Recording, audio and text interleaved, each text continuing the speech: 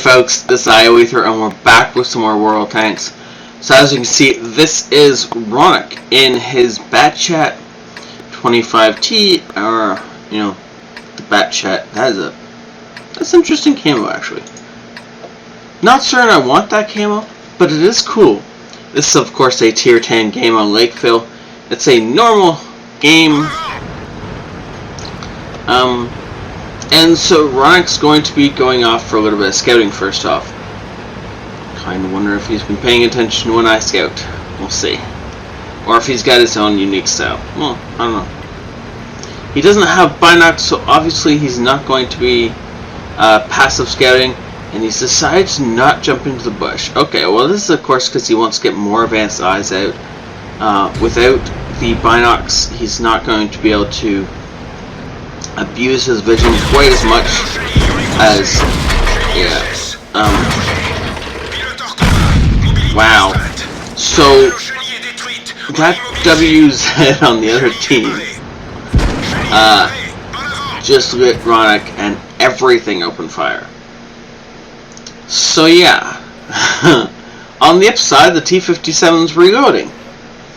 On the downside, Ronnok is down his medic pack and his repair kit. I didn't see what died and which of his crew members died. Sorry. But either way, he's in pain, and he's going to remain in pain for a little bit. But now he's got a friend, and this is where everything gets really, really dangerous, because of course Ronnok can't really go out there to take a shot at the AMX-90 without opening himself up to a lot of damage. However, if the AMX is in the wrong spot, he can get himself killed without Ronnok ever having to worry about taking any damage, which is what happened. For some reason, we're just going to pause this and zoom out for a sec. I want to see. Yeah, so what could ISU see? Yeah, okay, so the ISU could see basically this little sliver of the AMX, who thought he was in cover. But what he should have done is he should have been back to about here. It would have made sure that nothing along this road could have hit him, and he would have been safe from the incoming shots from the town as well. But because he was just a little bit too close to Ronnok, he got himself killed. Well, that's unfortunate for the AMX, but obviously great for Ronnok. So now he's in a better spot. He's still in a tight spot though, and if he doesn't start, well, figuring his way out of his tight spot, then he's going to be in a lot of trouble. Ooh, well, there's a WZ just wandering across the middle of an open field, and Ronnok lights him and clips him. Good. Now, of course, he had some help from the Centurion, but that's okay. And his second last shot going to the M103. Only one of them actually did damage, but that's okay. Apparently the M103 is not happy about getting shot or something else, and is crying about RNG. The unfortunate thing is that the enemy has a surround going on our team. Sorry, it's early in the morning when I'm recording this. And so our guys in the town are kind of in trouble. Also, the valley push has failed, and we're now losing. Losing is relative. Yes, scoreboard says we're not losing, but I think looks like, I was wrong about the valley push. The valley push might actually succeed, but I still think we're going to lose the town.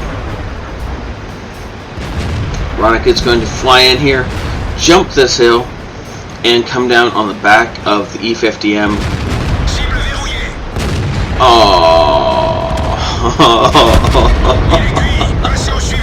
Denied by the ground. Train said, nope, you're not going to hit that shot. So the enemy still has 2 T-57 heavies in the city, and yeah, that's kind of what's going to happen. They have the opportunity to clip our team. Weird. I expected there to be a TD over here, like the T-28 defending this flank, but apparently he's either sleeping on duty or he's just not here at all. Apparently he's not here at all. Well, that's interesting. That means he's either over at K7 down here, probably trying to put fire support in this way, without realizing that, of course, his team got swept up in the valley, or it's possible he actually went up into the town and just never made it there before our team got decimated. However, because of the fact that we have 3 guys in the cap, including Ronnok, they're going to be hard pressed to get back in time. Ooh, there's the T-28. Okay, so I guess he was following the E4 and the ISU, figuring that they had the game in the bag. Now, unfortunately, Ronnok jumped out of the cap circle, but at the same time, if he didn't jump out of the cap circle, he was probably going to be shot. So yeah. And now he's running up a hill. Ooh, got shot by the T-57. And he's just going to set up here for a little bit. This is actually a really great spot that not a lot of people know about. He's high enough up on this hill that he's got great downward angles, but he's also got this little ridge to hide behind. So he actually gets most of his reload done in relative safety. Now, of course, when the E4 comes up to try and damage him, he forgets about the friendly. Patton was still there for a moment of time. He doesn't really have the gun elevation to shoot Ronnok, so Ronnok gets 2 great shots into the top of this guy's turret as he's trying to pull his tank up into a place where he can shoot up at Ronnok. And now the ISU is going to try the same thing, and again, ISU dies. E50 still with Ronnok, and still dishing out damage on people that are trying to stop him. But of course, it's Ronnok. He's gotten himself into an amazing little spot. I'd love to get here in a light tank or a medium while doing a defense or something. This would be a nice little spot for that. It actually is. I've seen Ronnok shoot down up on tanks from here. Now, that must have gone off his turret. I'm going to actually pause. I really, really want to see where that T-57 shell bounced off of.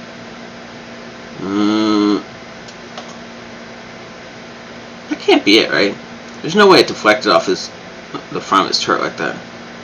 Must have hit his gun. I don't know. I don't understand where that T-57 shot went, but it definitely hit him. Don't think it did damage though. But you guys can correct me if I'm wrong in the comments. Now he's almost finished reloading. The prototype obviously isn't all that scared of him, and one shot from death, he decides it's best to just get out of that place. He was getting kind of trapped, and the fact that T-57 can hit him from the town wasn't great. Now, neither of these guys can take another shot from that T-28. However, if they get around behind the T-28, then everything will be fine. So Ronnok's going to try and sneak a shot in. Personally, while the T-28 was looking at the E50M, if Ronnok had been facing the other way, he could have zipped around before the T-28 could turn his turret. Yes, it would have been risky. But if he could have got up here, then it would have made sure the T-28 couldn't look at both of them at the same time. However, either way, Ronnok gets a nice shot into the front of the T-28's turret. And here's the T-57 to kill his buddy. No! But of course, Ronnok kills the T-57, as now going to work on the T-28. You'll notice that Ronnok only has 4 rounds left of standard ammunition, which he's now reloading. Oh, that's a bad plan. Don't do this. Thank you. He's switching to his premium ammunition because, of course, he's realized that reloading 4 rounds of standard ammunition, there is never a point in time as an auto loader that you want to have to reload and be forced to reload less than a full clip. It will take the same amount of time as reloading a full clip, except of course there's the fact that you won't have as many shells as a full clip. No matter what happens, unless for some reason there's a very specific what's it called? Very specific reason for reloading 3 shells instead of 5 or whatever. Make sure you're reloading full clip, even if that means you're reloading into premium. If it's that late in the game and you just don't have any standard left, reload some premium. Like, you know, it's worth it, right? 3,700 experience with premium without his daily double. Yeah, I'm gonna call a flag on this play. I'm gonna bet there's some sort of you know, action payout or mission that he accomplished to get this. But either way, it earned him the first class mastery and of Top Gun, of course. Now the Top Gun was snagged at the end with the T-28 steel. Not that he didn't do a whole lot of damage to that tank, but he did definitely come in at the end and just swipe that kill out from under the nose of somebody. A whole bunch of damage to everyone involved, but there's actually some bits of spine damage he got in that went relatively unnoticed, except for obviously that AMX at the beginning. Just got annihilated. That is always fun to watch, even if it's very painful and being on the receiving end of that, you know, problem. Oh well. 4,500 damage done over 6 kills. That was a great game, and obviously the team carry here. Though one of the reasons he survived that entire game was the fact that he got himself up into those rocks, and the enemy team just couldn't find him. These two on the enemy team deserve some props. They by far carried their team. So Captain Jack and Itchy, we're just gonna go with Itchy, because I ain't trying to pronounce the rest of that. These two guys carried their team without a shadow of a doubt. However, they couldn't carry quite as hard as our team carried. And at the end, they just got outplayed and dead. 17 shots fired, 15 went in, and did full damage. Or, that's not true. Did a lot of damage. Even though he did fire 1 round of premium, he still made a decent bit of cash on this game. And considering the fact that it is a bat chat, that's not particularly surprising. But the fact they made so much money on this game actually is. That was a great game. Oh, and yeah, there we go. That's better. That makes more sense. Okay, so he got 2,000 experience for this game, which probably meant that this was the one that finished off his daily,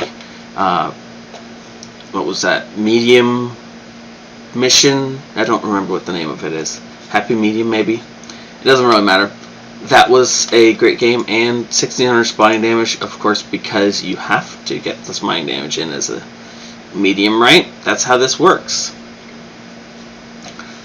Thank you so much, Ronnok, for sending in. Thank you all for watching. If you liked it, please hit that like button on your way out. Leave a comment, that sort of thing. If you really want to support me, there is a link to my Patreon account in the description below. If I get enough support via Patreon, that's people donating real dollars directly to me versus to my advertisers who pay me part of it, I will gladly take the ads off this channel. That's kind of what one of my goals is with the Patreon, to get a decent mic and you know, some better equipment so I can get you guys better videos. Anyways, thank you all for watching. Thank you for everything you do for me. Have a great night. ioEther out.